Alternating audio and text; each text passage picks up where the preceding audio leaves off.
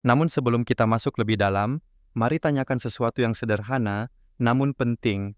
Bagaimana rutinitas pagi Anda? Apakah Anda langsung menuju kamar mandi? Apakah Anda terburu-buru saat buang air kecil? Apakah Anda sering merasa pusing ketika berdiri setelah duduk cukup lama? Jika jawaban Anda ya, maka Anda berada dalam kelompok risiko yang sangat tinggi, dan Anda tidak sendirian. Sebagian besar lansia mengira bahwa stroke hanya disebabkan oleh tekanan darah tinggi atau faktor keturunan. Padahal, gaya hidup kecil yang dilakukan secara berulang, terutama di toilet, memiliki peran besar dalam memicu serangan otak. Sayangnya, tidak banyak dokter yang pernah menanyakan tentang kebiasaan ini, dan lebih sedikit lagi yang menjelaskan bagaimana rutinitas kamar mandi bisa menjadi pemicu bencana kesehatan terbesar di usia lanjut. Bayangkan otak Anda seperti pusat komando vital, yang membutuhkan pasokan oksigen dan aliran darah yang stabil setiap saat. Tapi saat Anda menahan napas ketika berdiri, ketika Anda mengejan berlebihan, atau bahkan ketika Anda terlalu lama duduk sambil memainkan ponsel, Anda mengganggu sistem vital itu. Sedikit demi sedikit, kerusakan mulai terjadi, dan suatu pagi, semuanya bisa berubah dalam sekejap. Inilah sebabnya mengapa kami membuat video ini, bukan untuk menakut-nakuti, tetapi untuk memberi Anda kekuatan. Dengan memahami apa yang sebenarnya terjadi dalam tubuh saat Anda melakukan kebiasaan-kebiasaan ini, Anda bisa membuat perubahan kecil yang membawa dampak besar. Perubahan yang bisa mencegah stroke, menyelamatkan memori Anda, bahkan memperpanjang hidup Anda. Jangan tunggu sampai terlambat, karena begitu stroke menyerang, waktu adalah musuh utama. Namun hari ini, Anda masih punya pilihan. Mari kita mulai dari kebiasaan pertama yang paling banyak dilakukan dan juga paling sering diabaikan. Tidak hanya itu, penting untuk memperhatikan sinyal tubuh Anda. Apakah Anda sering merasa masih ingin buang air setelah merasa sudah selesai? Apakah Anda pernah merasa pusing atau lelah setelah keluar dari toilet di pagi hari? Ini bukan gejala biasa. Ini bisa jadi tanda bahwa tubuh Anda tidak berfungsi secara optimal. Bahkan gejala ringan seperti perasaan tidak tuntas saat buang air kecil dapat menjadi cerminan dari tekanan yang lebih besar di dalam tubuh. Sebagai tambahan, menjaga hidrasi sepanjang hari juga berperan penting. Jika tubuh Anda kekurangan cairan, tekanan di kandung kemih dapat meningkat, memperparah masalah pengosongan yang tidak sempurna. Minumlah air secara konsisten, bahkan sebelum tidur, dengan porsi yang wajar agar kandung kemih dapat bekerja dengan efisien saat bangun tidur. Terakhir, penting juga untuk menyadari bahwa toilet bukan tempat untuk terburu-buru. Budaya modern sering mendorong kita untuk menyelesaikan segalanya dengan cepat, termasuk di kamar mandi. Namun, setelah usia 60 tahun, setiap gerakan harus dilakukan dengan kesadaran dan perhatian penuh.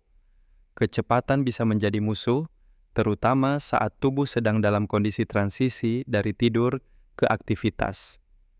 Dengan memperlambat rutinitas buang air kecil di pagi hari dan memberikan waktu yang cukup untuk tubuh menyelesaikan tugasnya, Anda memberi ruang bagi sistem saraf untuk bekerja secara seimbang.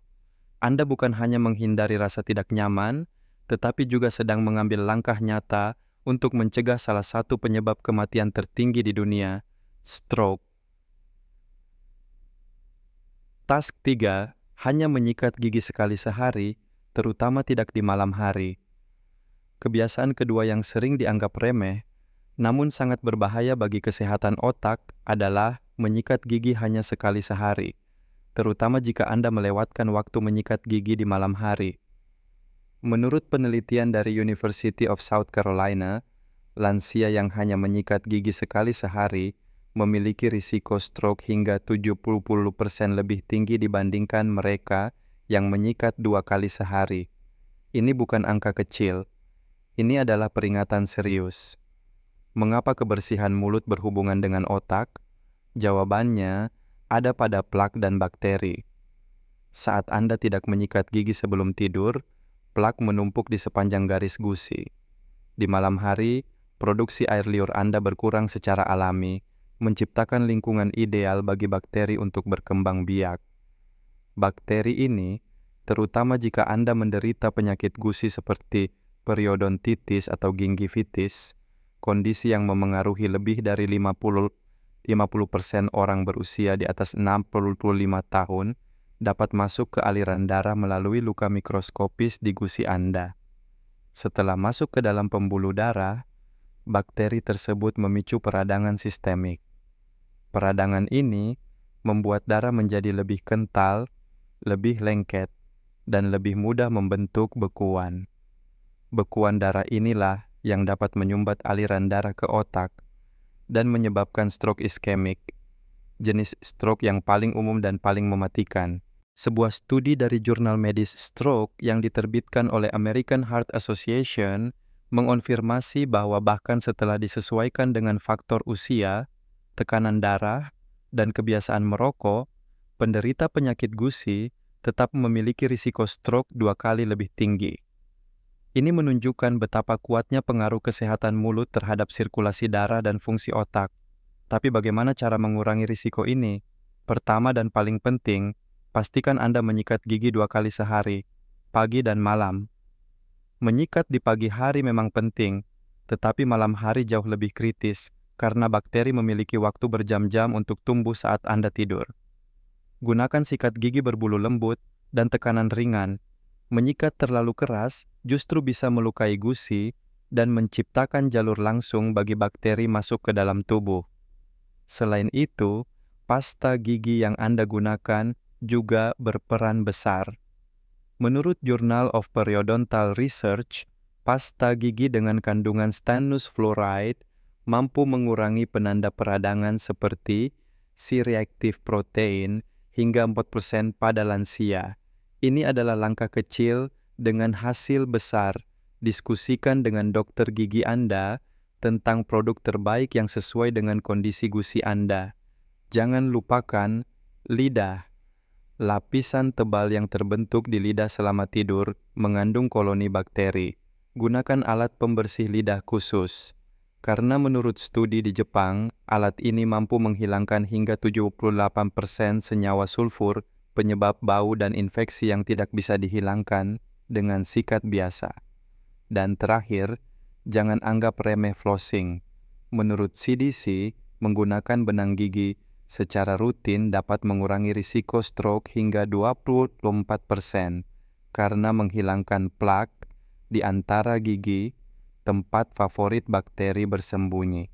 Bayangkan seperti ini, jika Anda membiarkan bakteri berkembang di mulut Anda setiap malam, sama saja dengan menyuntikkan kotoran ke dalam aliran darah setiap hari. Mulut adalah gerbang utama menuju kesehatan otak. Apa yang Anda biarkan tinggal di sana akan berdampak langsung pada apa yang terjadi di dalam kepala Anda. Sikat, bersihkan, dan rawatlah dengan serius, karena stroke bisa dimulai dari kebiasaan sekecil menyikat gigi yang terlambat. Hal kecil seperti menjaga botol air di samping tempat tidur bisa menjadi strategi besar untuk hidup sehat di usia senja. Banyak orang mengabaikan pentingnya hidrasi karena menganggapnya sepele, padahal tubuh manusia terdiri dari lebih dari 60% air, dan semua fungsi vital, termasuk fungsi otak, sangat bergantung padanya. Bahkan dehidrasi ringan saja sudah cukup untuk mengganggu konsentrasi, menurunkan tekanan darah, dan membuat jantung bekerja lebih keras. Dengan memulai hari Anda dengan air, Anda tidak hanya mempersiapkan sistem pencernaan dan ginjal, tetapi juga memberi bahan bakar bagi otak untuk bekerja dengan stabil sepanjang pagi. Dalam jangka panjang, rutinitas sederhana ini dapat mengurangi risiko stroke, kelelahan otak, bahkan mencegah jatuh, yang menjadi penyebab cedera serius paling umum di kalangan lansia. Pikirkan ini, apakah Anda lebih memilih berjalan ke toilet dalam keadaan stabil atau dengan risiko pusing, jatuh, dan otak tidak mendapat cukup oksigen? Pilihannya ada di tangan Anda, dan semuanya dimulai dengan 1 teguk air. Selain itu, waktu Anda mandi juga berpengaruh. Mandi di pagi hari saat tubuh baru bangun berarti sistem peredaran darah Anda belum bekerja secara optimal. Ini membuat tubuh lebih sensitif terhadap perubahan tekanan dan suhu. Bagi lansia, ini adalah momen kritis. Jadi jika Anda ingin mandi air panas, lakukan di waktu tubuh sudah lebih aktif, misalnya setelah sarapan atau berjalan ringan pagi hari. Jangan lupa juga untuk tetap terhidrasi sebelum dan setelah mandi. Minum segelas air sebelum mandi bisa membantu menjaga volume darah tetap stabil dan mencegah pusing atau rasa lemas setelah keluar dari kamar mandi. Kombinasi air, suhu yang terkendali, dan gerakan ringan bisa membuat ritual mandi pagi Anda tetap aman dan menyegarkan tanpa membawa risiko tersembunyi bagi kesehatan otak. Jika Anda mengalami sembelit kronis, jangan abaikan. Itu bukan sekadar gangguan kecil. Itu adalah peringatan dari tubuh Anda bahwa sistem pencernaan tidak berjalan dengan baik. Konsultasikan dengan dokter untuk mengetahui penyebab pastinya, bisa karena pola makan, kurang gerak, efek samping obat, atau kondisi lain seperti hipotiroidisme. Pencegahan selalu lebih baik daripada penanganan darurat. Stroke akibat mengejan tidak memberi peringatan, tapi Anda bisa mencegahnya hari ini hanya dengan sedikit perubahan cara Anda duduk, bernapas, dan makan. Bayangkan ini sebagai latihan sederhana namun sangat penting. Berapa lama waktu ideal Anda berada di toilet? Cukup 5 hingga 7 menit. Selebihnya, aliran darah mulai terhambat, tekanan dalam tubuh meningkat, dan otak mulai kehilangan keseimbangannya. Membatasi waktu duduk di toilet bukan hanya soal disiplin, tapi juga perlindungan terhadap sistem saraf pusat Anda. Mulailah hari ini. Kembalikan toilet ke fungsinya yang asli, sebagai tempat singkat untuk membersihkan diri, bukan tempat untuk melarikan diri dari kebosanan digital. Dengan begitu, Anda telah mengambil satu langkah penting dalam menjaga otak Anda tetap sehat, jernih, dan jauh dari ancaman stroke yang tak terduga. Inilah mengapa memahami dan mengubah kebiasaan kecil ini menjadi penting. Setiap kali Anda merasa perlu menahan napas sebelum berdiri atau mengejan, ingat bahwa tubuh Anda sedang menghadapi tekanan besar secara internal. Dan semakin sering Anda melakukannya, semakin sering pula otak Anda kekurangan oksigen, yang pada akhirnya bisa memicu serangan stroke tanpa tanda-tanda awal yang jelas. Langkah pertama dalam pencegahan adalah kesadaran sadari kapan Anda menahan napas dan mulai ubah pola itu dengan pernapasan perlahan dan terkendali. Di bagian selanjutnya, kita akan bahas teknik spesifik untuk memperbaiki kebiasaan ini, serta bagaimana melatih tubuh Anda agar lebih tanggap dan stabil dalam setiap gerakan di toilet. Dan jangan menunggu hingga tubuh Anda memberi tanda bahaya. Mulailah melatih pernapasan sadar ini sekarang, bahkan di luar kamar mandi. Saat berjalan, naik tangga, atau bangun dari tempat tidur, biasakan untuk menghembuskan napas perlahan saat bergerak. Jadikan ini kebiasaan harian, karena konsistensi adalah kunci membangun ketahanan tubuh di usia lanjut. Melalui pernapasan yang tepat, Anda bukan hanya menenangkan tubuh, tapi juga melindungi jaringan otak yang paling rentan, nafas. Anda adalah jembatan antara tubuh dan keselamatan. Jangan pernah meremehkannya.